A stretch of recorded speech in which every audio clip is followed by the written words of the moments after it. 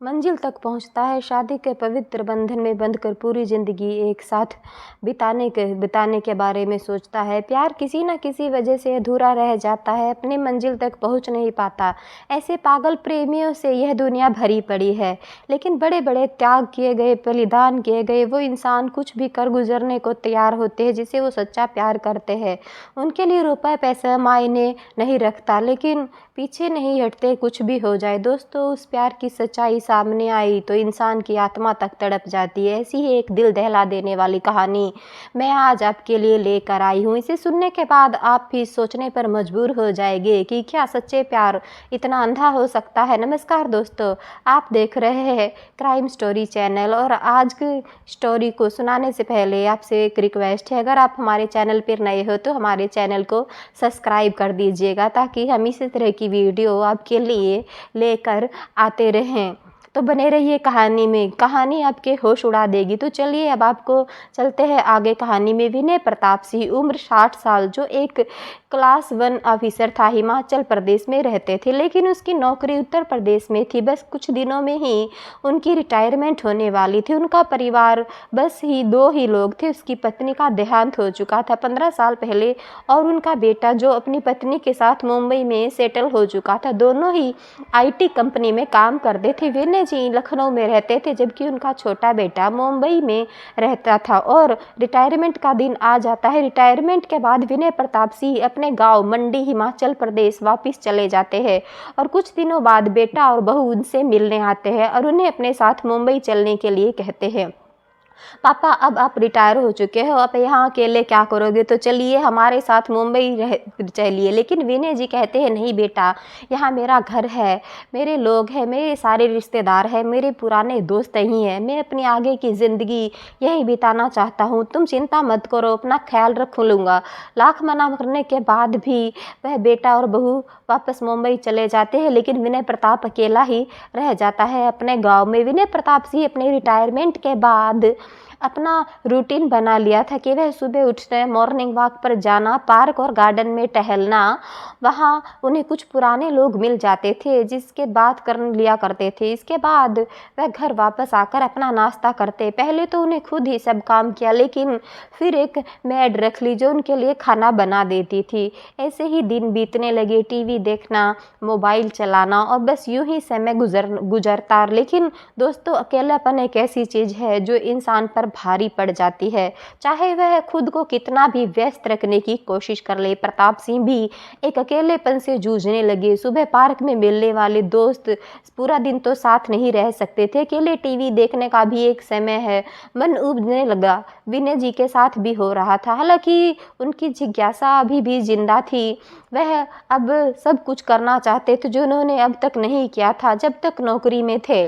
पत्नी के निधन के बाद उन्हें इतना समय नहीं मिला कि अकेलापन महसूस कर सके, लेकिन अब खालीपन उन्हें धीरे धीरे घेरने लगा था। अपने इस खालीपन से बचने के लिए उन्होंने एक लेटेस्ट मॉडल का स्मार्टफोन ले लिया था और उसमें अपने वीडियो बनानी शुरू कर दी। उन्होंने आगे ऐसे ही अपना टाइम पास करना शुरू कर दिया। वह फ़ोन में वीडियो बनाते और अपना टाइम पास करते और ज़्यादातर समय फ़ोन में ही बिताने लगे।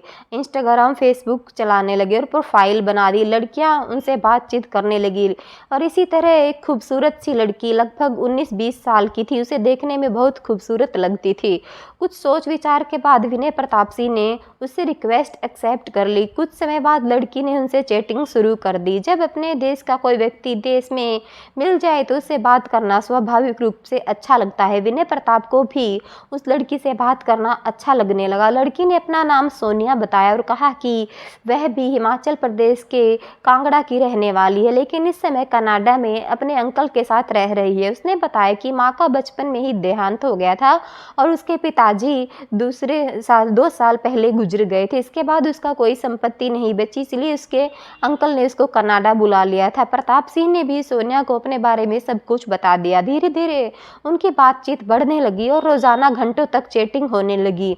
दोनों एक दूसरे के बिना दिन भी नहीं काट पाते थे। यह सिलसिला 15 से 20 दिन तक लगातार चलता रहा।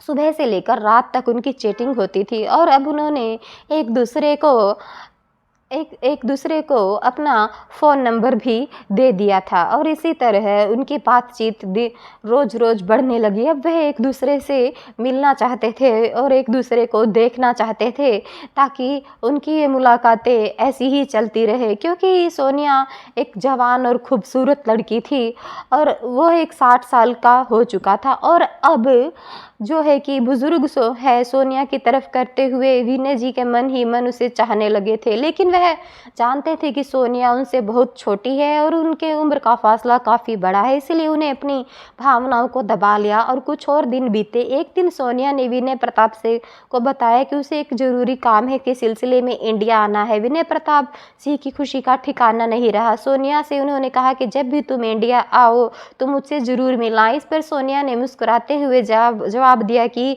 ऐसा क्यों, मैं इंडिया आऊं और आपसे ना मिलूं, अब इंडिया मेरे आपके सिवाय है ही कौन।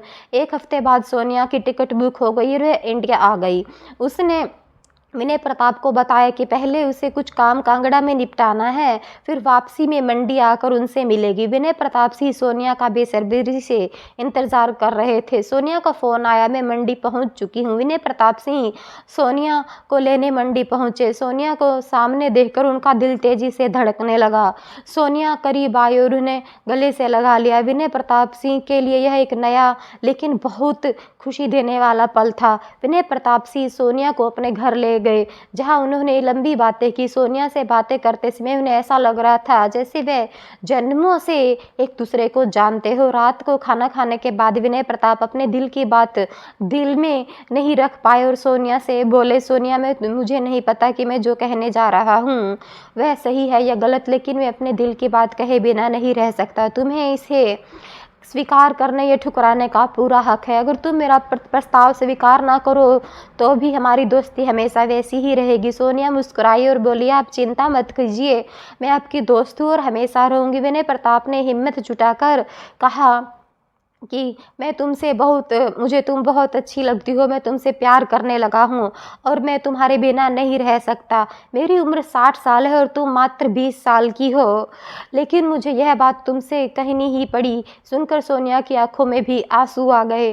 वह उठकर विनय प्रताप के पास आई, उसके दोनों हाथ पकड़कर बोली, विनय जी, मैं भी आपसे बहुत प्यार करती हूँ, लेकिन हमारी उम्र का अंतर मुझे रोक रहा है। मुझे समाज की चिंता भी है, लोग क्या कहेंगे, हमारे रिश्ते को क्या नाम देगी। विनय प्रताप सिंह ने दृढ़ता से जवाब दिया, सोनिया, अगर तुम्हें इस रिश्ते में कोई समस्या नहीं है तो मैं तुम्हारे लिए, हमारे प्यार के लिए पूरी दुनिया से लड़ने को तैयार हूँ। सोनिया ने मुस्कुराते हुए कहा, मुझे कोई समस्या नहीं है, मुझे आपके साथ रहना है, समाज की परवाह मुझे नहीं है, यह हमारी ज़िंदगी है और हम इसे अपने तरीके से जिएंगे। दोनों के बीच इस बात पर सहमति हो गई कि उस रात सोनिया विनय प्रताप के साथ हम बिस्तर हो गई और कुछ के बीच संबंध बन गए। अगले 2 दिन सोनिया उसके साथ रही और दोनों प्रेमी प्रेमिका या पति पत्नी के बीच होता है, दोनों के बीच हो गया। सोनिया ने दिल्ली के लिए रवानगी की, उनकी फ़्लाइट कनाडा की थी और विनय प्रताप ने उसे एयरपोर्ट पर छोड़ने गए। सोनिया के कनाडा जाने के बाद विनय प्रताप सिंह वापस घर लौट आए। 15 से 20 दिन तक विनय प्रताप सिंह और सोनिया की फ़ोन पर बातचीत होती रही। फिर अचानक से सोनिया के मैसेज कॉल सब बंद हो गई। विनय प्रताप किसी भी तरह से सोनिया से संपर्क नहीं कर पा रहे थे। 10 से 12 दिन बीत गए और विनय प्रताप सिंह बहुत परेशान हो गए। उन्हें समझ नहीं आ रहा था कि सोनिया बात क्यों नहीं कर रही है। 13वें दिन सोनिया का मैसेज आया कि जिसे देखकर विनय सिंह खुश हो गए। उन्होंने सोनिया से तुरंत ढेर सारे सवाल पूछ लिए, क्या हुआ, क्या बात है, तुम मुझसे बात क्यों नहीं कर रही। सोनिया ने जवाब दिया कि विनय जी, मेरे अंकल को हार्ट अटैक आया था और वह हॉस्पिटल में भर्ती थे, उनका इलाज चल रहा था और इसी वजह से मैं आपसे संपर्क नहीं कर पाई, लेकिन अब मेरे अंकल नहीं रहे, उनका निधन हो गया है। विनय प्रताप ने दुख जताया और सोनिया को सतावना दी। सोनिया रोते हुए कहा कि यह मेरे अंकल के सिवा कोई और नहीं था और अब मैं यहाँ अकेली रह गई हूँ। अंकल की प्रॉपर्टी काफ़ी बड़ी है और मुझे उस पर दावा करना होगा। अगर मैंने ऐसा नहीं किया तो वह प्रॉपर्टी सरकार के अधीन चली जाएगी। विनय प्रताप सिंह ने कहा कि तो इसमें दिक्कत क्या है, तुम दावा पेश कर दो। सोनिया ने जवाब दिया कि इसके लिए मुझे फिर से इंडिया आना होगा और कुछ दस्तावेज लेकर यहाँ की सबमिट करने होंगे, तभी मैं इस प्रॉपर्टी पर दावा कर पाऊंगी। विनय प्रताप ने सहमति जताई। तुम आ जाओ, मैं तुम्हारे साथ रहूँगा और हर तरह से मदद करूँगा। जो भी दस्तावेज चाहिए होंगे मैं उसे ढूंढने में तुम्हारे साथ जाकर लाऊंगा। अगले हफ्ते सोनिया आने का दिन तय हो गया। फिर एक दिन प्रताप सिंह दिल्ली एयरपोर्ट पर उसे लेने पहुंचा। फ्लाइट आने के बाद आधे घंटा बीत गया लेकिन सोनिया बाहर नहीं आई। परेशान होकर विनय प्रताप सिंह एयरपोर्ट से बाहर निकले और पास के एक होटल में ठहर गए। कुछ समय बाद उनके फ़ोन पर एक अननोन नंबर आया। कॉल आई। विनय प्रताप ने कॉल रिसीव किया और दूसरी ओर से सोनिया की आवाज़ आई। सोनिया ने कहा, विनय जी, मैं एयरपोर्ट पर तो आ गई थी लेकिन कस्टमर वालों ने मुझे रोक लिया। मैं अपने साथ काफ़ी सारा गोल्ड लेकर आई थी, अपने अंकल का और मेरा सारा गोल्ड, क्योंकि घर पर कोई नहीं था। मुझे डर था कि चोरी हो सकती है, इसलिए सारा गोल्ड साथ ले आई। लेकिन मुझे यह जानकारी नहीं थी कि हम कितनी मात्रा में गोल्ड ला सकते हैं। अब कस्टम वालों ने मुझे रोक लिया है। विनय प्रताप ने उसे दिलासा देते हुए कहा कि तुम घबराओ मत, मैं सब संभाल लूँगा, किसी अधिकारी से मेरी बात कराओ। सोनिया ने कस्टम अधिकारी से उनकी बात कराई। अधिकारी ने कहा उन्होंने लिमिट से ज़्यादा गोल्ड लाया है और हम इसे रिलीज़ नहीं कर सकते। विनय प्रताप ने कहा, फ़ाइन कितना लगेगा? हम फ़ाइन भर देते हैं। उन्हें उनका गोल्ड रिलीज़ कर दिया। अधिकारी ने कहा कि आप 10 मिनट बाद फ़ोन कीजिए, आपको जानकारी देता हूँ। 10 मिनट बाद जब विनय प्रताप की बात हुई तो फ़ोन अधिकारी ने कहा कि इस पर 50 लाख का फ़ाइन और 55 लाख की ड्यूटी बनती है। फ़ाइन और ड्यूटी भरने के बाद ही हम इन्हें और इनका गोल्ड रिलीज़ कर पाएंगी। विनय प्रताप ने सोनिया से कहा, तुम चिंता मत करो, मैं आधे घंटे में 55 लाख ट्रांसफ़र कर देता हूँ। आधे घंटे में अंदर विनय प्रताप सिंह ने 55 लाख ट्रांसफ़र कर दिए। कुछ दिन बाद विनय प्रताप को सोनिया का एक और फ़ोन आता है। सोनिया कहती है, सर, कस्टम से तो मैं रिहा हो गई लेकिन आपने जो 55 लाख रुपए भेजे थे उन पर यहाँ के अधिकारियों को शक हो रहा है। उन्होंने इन्फॉर्मेट डायरेक्टर ईडी को बुला लिया है और अब मुझे मनी लॉन्ड्रिंग का केस लग रहा है। पूछ रहे हैं कि मैं इतनी जल्दी 55 लाख कहाँ से लाई। विनय प्रताप को भी बहुत चिंता हो जाती है और वह कहते, तुम घबराओ मत, मैं सब संभाल लूँगा, उसने मेरी बात कराओ। सोनिया अधिकारी से उसकी बात करवाती है और अधिकारी कहते हैं कि इस मामले में और 1 करोड़ 5 लाख की रकम देनी पड़ेगी, तभी हम सोनिया को जाने देंगे। विनय प्रताप सोनिया की मदद के लिए तुरंत 1 करोड़ 5 लाख ट्रांसफ़र कर देते हैं और रकम ट्रांसफ़र होने के बाद सोनिया को रिहा कर दिया जाता है और वह एयरपोर्ट से बाहर आकर विनय प्रताप से मिलती है। वह दौड़कर विनय प्रताप के गले लग जाती है और ज़ोर ज़ोर से रोने लगती है। विनय प्रताप उसे सतावना देते हुए कहता है, घबराओ मत, जब तक मैं हूँ तुम्हें कुछ नहीं होगा। इसके बाद वे दोनों एक साथ कार में मंडी पहुँचते हैं। अगले दिन कांगड़ा जाकर सोनिया अपने सारे डॉक्यूमेंट जमा कर देती है। 2 दिन तक वही रुकती है, बाद में वापस मंडी आती है और फिर सोनिया कनाडा वापस चली जाती है और दोनों की फ़ोन पर बातचीत चलती रहती है। लेकिन 1 हफ्ते बाद सोनिया का एक और फ़ोन आता है। वह बहुत रो रही होती है। विनय प्रताप पूछते हैं, क्या हुआ सोनिया, तुम क्यों रो रही हो? सोनिया बताती है उसने सारे डॉक्यूमेंट सबमिट कर दिए लेकिन वहाँ की सरकार ने अंकल की प्रॉपर्टी की वैल्यू 15 करोड़ आंकी है और अब उसमें 75 लाख स्टैंप ड्यूटी भरने के लिए कह रहे हैं। अगर यह रकम नहीं भर पाई तो प्रॉपर्टी उसके हाथ से चली जाएगी। विनय प्रताप चिंता में पड़ जाते हैं लेकिन सोनिया को ढाढ़स बंधाते हुए कहते हैं, तुम चिंता मत करो, कल तक मैं पैसे का इंतजाम कर दूंगा। सोनिया भावुक होकर कहती है, आप मेरे जीवन में भगवान बनकर आए हैं, अगर आप नहीं होते तो मैं बर्बाद हो जाती। विनय प्रताप मुस्कुराते हुए कहते, हमारा मिलना किस्मत का खेल है, तुम्हें मेरी जिंदगी का साथी बनाया। बावजूद भी विनय प्रताप सिंह थाने जाने के लिए तैयार नहीं होते और अंत में उनका बेटा खुद थाने जाता है और पुलिस में शिकायत दर्ज करवाने की कोशिश करता है। पुलिस एसएचओ मामले की गंभीरता को समझते हुए और देखते हुए खुद मिलने उनके घर आते हैं। पुलिस को दरवाज़ा तोड़ना पड़ता है। जब वे अंदर जाते हैं तो देखते हैं कि विनय प्रताप सिंह ने फांसी लगा ली है। वह अपनी जीवन लीला समाप्त कर चुके थे। कमरे में एक सुसाइड नोट मिलता है जिसमें लिखा था, मेरी मौत का जिम्मेदार मैं खुद हूँ। अगर मेरा बेटा FIR कराता है और सोनिया पकड़ी भी जाती है, तो मेरी प्रशासन से गुजारिश है कि उस पर कोई कार्रवाई ना की जाए, क्योंकि मैं उससे बहुत प्यार करता था और अब करता रहूँगा। सुसाइड नोट पढ़कर सबकी आँखों में आंसू आ जाता है। विनय प्रताप के बेटे के साथ साथ वहाँ मौजूद हर कोई यह सोचने पर मजबूर हो जाता है कैसे एक इंसान अपनी पूरी ज़िंदगी की कमाई और जज्बात किसी के लिए यूं ही निछावर कर सकता है।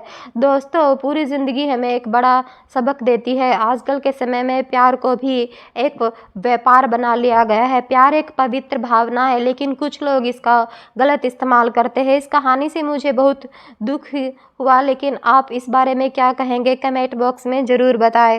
और अगर आपको ये कहानी पसंद आई हो तो प्लीज़ हमारे चैनल को भी सब्सक्राइब कीजिएगा और वीडियो को लाइक कीजिएगा, शेयर कीजिएगा, ताकि आगे लोग इस घटना को जान सके और इससे सीख ले सके। प्यार एक पवित्र भावना है, इसका सम्मान करें, इसका इस्तेमाल ना करें। अगर आप लोग ऐसे ही करते रहोगे तो लोगों का प्यार नाम के चिड़िया से विश्वास उठ जाएगा। जय हिंद, जय भारत।